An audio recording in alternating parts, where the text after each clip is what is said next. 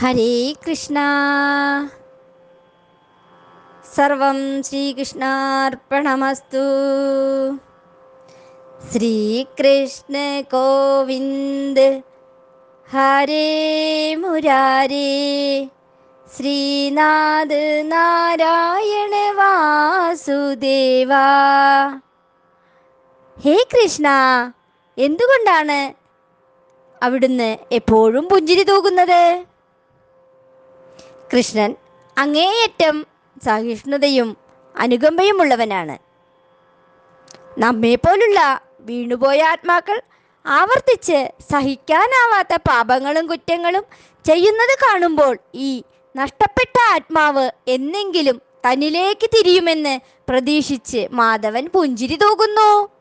കൃഷ്ണന്റെ പുഞ്ചിരി എപ്പോഴും ഭഗവാനിലേക്ക് തിരിയാൻ നമ്മെ പ്രചോദിപ്പിക്കുന്നതാണ്. കാരണം അവൻ നമ്മോട് സ്നേഹം കൈമാറാൻ എപ്പോഴും കാത്തിരിക്കുകയാണ്. ഒരിക്കൽ നാം കൃഷ്ണനിലേക്ക് തിരിയുമ്പോൾ ആ പുഞ്ചിരി നമ്മെ നിത്യതയിലേക്ക് നയിക്കും. വിഹിതേപയാഗസി ദുസാഹേ സ്മിതാസ്യം. ഒരാൾ സഹിക്കാനാവാത്ത കുറ്റം തന്നോട് ചെയ്താലും കൃഷ്ണൻ ക്ഷമയോടെ അയാളോട് പുഞ്ചിരിക്കുന്നു. ഇതാണ് ഭഗവാന്റെ സഹിഷ്ണുതയുടെ ഗുണം. പരാദുക്കലവേബി കാതാരമ്മേ. മറ്റുള്ളവർ ചെറുതായി കഷ്ടപ്പെടുന്നത് കണ്ടാൽ കൃഷ്ണന്റെ ഹൃദയം വേദനിക്കും. ഇതാണ് ഭഗവാന്റെ അനുകമ്പയുടെ ഗുണം. വശം അൽപികയാബി സേവായാമം. ഏറ്റവും ചെറിയ സേവനം പോലും ചെയ്യുന്ന ഒരാളാൽ കൃഷ്ണൻ നിയന്ത്രിക്കപ്പെടുന്നു. ഇതാണ് ഭഗവാന്റെ നന്ദിയുടെ ഗുണം. ഹരിം ഉദ്ദിശ്യ മനസ്സ് തനോതി തൃഷ്ണാം. എൻ്റെ ശ്രീഹരിയുടെ അത്തരം ഗുണങ്ങളെ ഞാൻ ധ്യാനിക്കുമ്പോൾ എൻ്റെ ഹൃദയം കൃഷ്ണന് വേണ്ടി ദാഹിക്കുന്നു. ശ്രീ ഉജ്ജ്വല നീലമണി.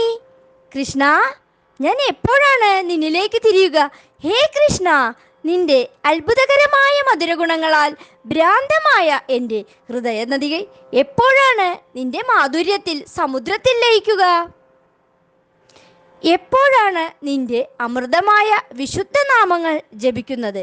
ദ്വൈതലോകത്തെ മറികടന്ന് നിന്റെ പ്രത്യേക പ്രീതിക്കായി ഞാൻ എന്നെ മുഴുവൻ സ്വയവും അടിയറവ് വയ്ക്കുമോ? ഭഗവാൻ ശ്രീകൃഷ്ണൻ നമ്മോട് സംസാരിക്കുന്നു. സുഹൃത്തേ, നിങ്ങൾ നിരവധി ജീവിതങ്ങളിലൂടെ കടന്നുപോയിട്ടുണ്ട്. പക്ഷേ നിങ്ങൾ ഒരു തരത്തിൽ പോലും എന്നിൽ ഒരു ചെറിയ താല്പര്യം പോലും കാണിച്ചിട്ടില്ല. അതെ, 21-ാം നൂറ്റാണ്ടിൻ്റെ ആധുനിക കാലഘട്ടത്തിലും ഭഗവാൻ നമ്മെ കാത്തിരിക്കുന്നു. പണ്ട് മുതലേ ഭഗവാൻ നമ്മെ നോക്കി പുഞ്ചിരിക്കുന്നു. മാധവൻ വെറുതെ ചിന്തിക്കുകയാണ്, ഈ വീണുപോയ ആത്മാവ് ഒരിക്കലെങ്കിലും എൻ്റെ നേരെ തിരിഞ്ഞാൽ എൻ്റെ ആകർഷണമായ പുഞ്ചിരിയിലൂടെ ഞാൻ അവനെ പിടികൂടും. അപ്പോൾ എൻ്റെ ആകർഷണമായ പുഞ്ചിരി കാണുമ്പോൾ മറ്റെല്ലാ ഭൗതിക വസ്തുക്കളോടും അയാൾക്ക് രുചി നഷ്ടപ്പെടും. കൃഷ്ണൻ്റെ മധുരമായ പുഞ്ചിരിയിൽ ആകൃഷ്ടനായ ഏതൊരാൾക്കും മറ്റെല്ലാ കാര്യങ്ങളെയും കുറിച്ചുള്ള ബോധം നഷ്ടപ്പെടും. എന്നിരുന്നാലും മദനമോഹനന്റെ ചിരിക്കുന്ന മുഖത്തേക്ക് നാം നോക്കുന്നില്ലെങ്കിൽ ആ പുഞ്ചിരിയുടെ വികൃതമായ പ്രതിഫലനത്താൽ നാം ആകർഷിക്കപ്പെടും. അത് തീർച്ചയായും ഈ ഭൗതിക ലോകത്തിൻ്റെ ഭ്രമാത്മകമായ സൗന്ദര്യമാണ്. അതിനാൽ കീർത്തിയുടെ മകളുടെ അരികിൽ നിൽക്കുന്ന ശ്യാമസുന്ദരന്റെ മോഹിപ്പിക്കുന്ന പുഞ്ചിരി നമുക്കെല്ലാവർക്കും ആസ്വദിക്കാം. ഹരേ കൃഷ്ണ. സർവത്ര ഗോവിന്ദ നാമ സങ്കീർത്തനം. ഗോവിന്ദ ഗോവിന്ദ.